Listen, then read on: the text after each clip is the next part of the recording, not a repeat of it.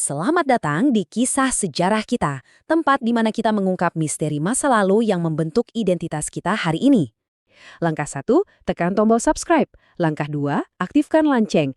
Dan langkah 3, bergabunglah bersama kita. Nah, hari ini kita nggak bakal bahas data-data yang berat atau jurnal sains ya.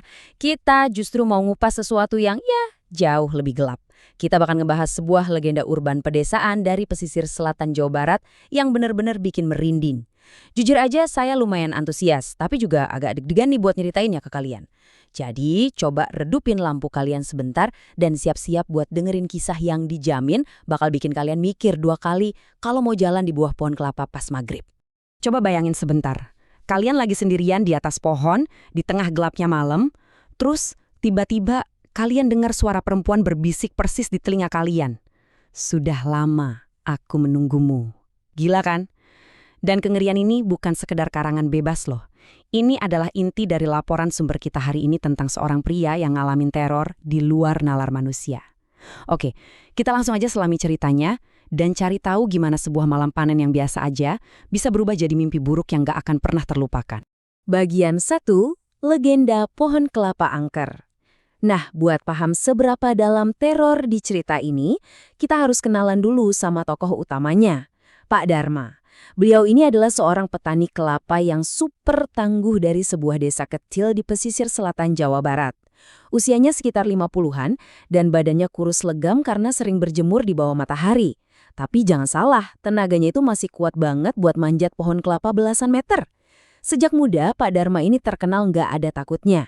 Pas warga desa lain milih ngehindarin kebun yang katanya angker, dia santai aja kerja di sana. Tapi ya, selalu ada pengecualian kan untuk setiap hal. Di desa itu, ada satu aturan atau tabu yang nggak tertulis dan alasannya kelihatan jelas banget. Di satu sisi, ada pohon kelapa biasa yang ijo, lurus, dan aman banget buat dipanjat. Tapi di ujung kebun, dekat sungai kecil, berdirilah pohon yang bentuknya beda total. Pohon ini jauh lebih tinggi.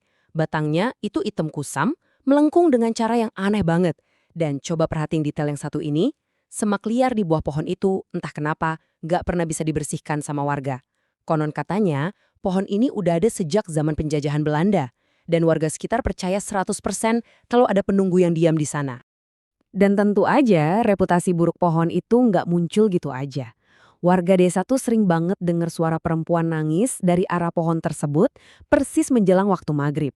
Malah ada beberapa yang berani sumpah kalau mereka pernah ngelihat sosok putih duduk santai di pucuk pohon sambil ngayun-ngayunin kakinya.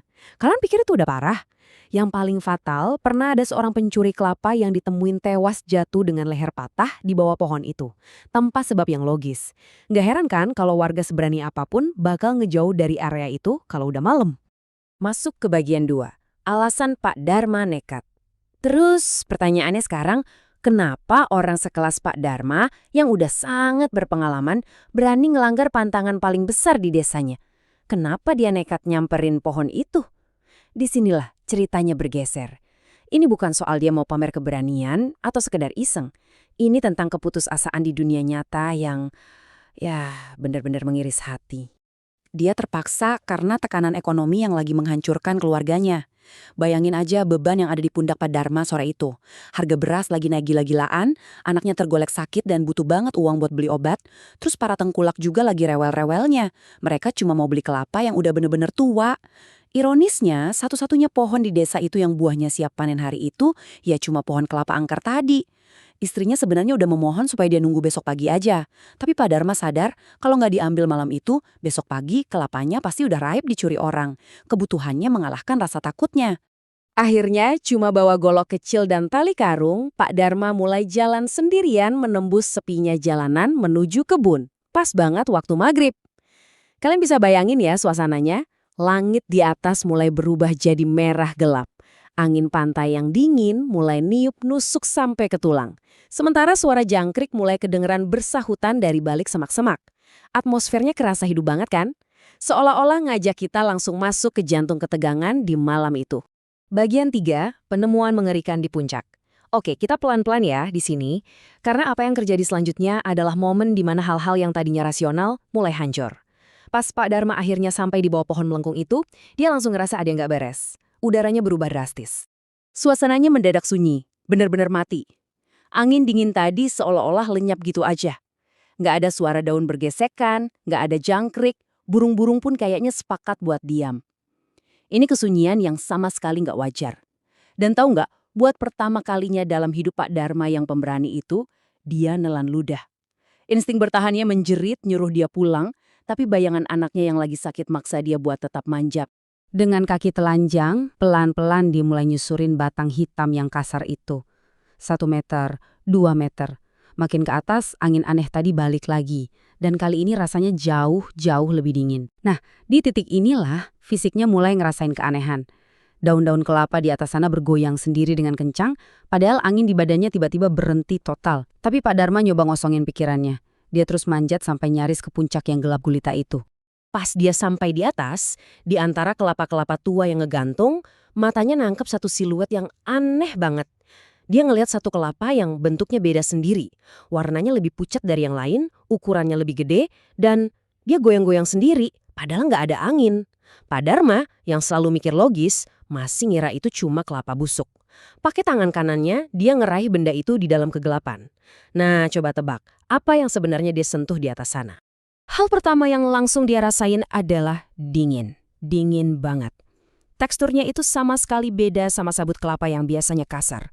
Pas dia ngasih sedikit tenaga buat muter buah itu, tiba-tiba aja ada rambut panjang, basah, dan kusut jatuh nutupin punggung tangannya. Tubuh Pak Dharma seketika kaku. Napasnya langsung tercekat waktu benda yang dia pegang itu perlahan bergerak sendiri. Dan sepasang mata hitam pekat tiba-tiba kebuka lebar, natap tajam, persis di depan wajahnya. Benda itu bukan kelapa, itu adalah kepala seorang perempuan pucat yang terpenggal, dengan rambut super kusut, yang dari tadi anteng ngegantung di pelepah pohon. Pak Dharma teriak sekuat tenaga, badannya hampir aja kelempar dari ketinggian belasan meter. Tiba-tiba daun-daun bergetar hebat, angin puyuh muter ganas di puncak pohon, dan dari mulut kepala pucat itu keluar suara, "Sudah lama aku menunggumu." Bagian pentat. Akhir tragis sang petani. Di titik ini, kepanikan total udah ngambil alih. Akal sehatnya bener-bener hancur berantakan di bawah rasa takut yang absolut. Pak Dharma langsung merosot turun secepat kilat. Dia udah nggak peduli lagi gesekan batang kasar itu bikin telapak tangannya sobek dan berdarah hebat. Di kepalanya cuma ada satu perintah, turun dan lari secepatnya. Tapi kengerian itu belum berhenti sampai situ aja. Pas kakinya nyaris nyentuh tanah, dia dengar sesuatu yang bakal menghantui hidupnya selamanya. Ada suara tawa perempuan persis di atas kepalanya. Ketawanya pelan, tapi nyeringnya jahat banget. Dan suaranya itu makin lama makin dekat ke telinganya. Begitu nyentuh tanah, Pak Dharma langsung ambil langkah 1000. Lari kencang membelah gelapnya malam, tanpa berani nengok ke belakang sekalipun. Yang bikin sedih, poin krusial dari insiden ini adalah dampak psikologisnya. Malam itu juga warga nemuin Pak Dharma lagi duduk kaku di depan rumahnya, bener-bener linglung. Badannya gemetaran parah, tatapannya kosong melompong. Bayangin, pria yang 50 tahun dikenal sebagai pemberani dan sering ngetawain hal gaib, mentalnya hancur lebur cuma dalam 1 malam. Sejak kejadian itu, dia nggak pernah mau lagi ke kebun kalau udah sore. Jangankan manjat, cuma dengar suara daun kelapa kegesek angin aja udah cukup buat bikin dia gemetar ketakutan. Cuma kalimat ini yang terus-terusan keluar dari mulut Pak Dharma semalaman. Itu bukan kelapa, itu bukan kelapa. Kayak mantra trauma yang nyangkut selamanya di otaknya. Dia benar-benar nggak bisa ngelupain mata hitam pekat dan dinginnya rambut kusut yang nyentuh tangannya waktu itu. Tentu aja ya, di komunitas manapun selalu ada aja orang yang skeptis. Beberapa minggu setelah kejadian itu, ada satu warga yang penasaran dan nekat ke pohon itu pas malam hari. Dia mau ngebuktiin kalau cerita Pak Dharma itu cuma halusinasi doang. Dan hasilnya, besok paginya, warga ini ditemuin tergeletak pingsan di bawah pohon. Pas dia sadar, dengan muka pucat pasi dia sumpah kalau dia ngeliat sosok perempuan lagi duduk manis di pucuk kelapa, ngeliatin ke bawah sambil ketawa pelan. Jadi ya, legenda itu akhirnya tervalidasi dengan cara yang kejam banget. Dan kisah ini ngebawa kita ke hari ini. Sampai detik ini juga, pohon kelapa berbatang hitam melengkung itu masih berdiri kokoh di ujung desa.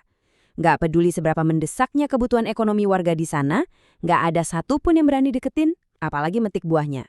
Soalnya dari desa-desus yang masih beredar, kadang-kadang kalau kita ngelihat ke atas pas langit merah maghrib, kita bisa ngelihat ada kepala pucat yang goyang-goyang pelan di antara buah kelapa. Sabar banget nunggu siapapun yang cukup nekat atau cukup putus asa buat manjat nyamperin dia. Nah, ini ninggalan kita sama sebuah pikiran yang lumayan bikin merinding. Sering banget kan kita ngomong, ah itu mah cuma mitos, atau itu cuma legenda, biar kita ngerasa tenang dan bisa tidur nyenyak.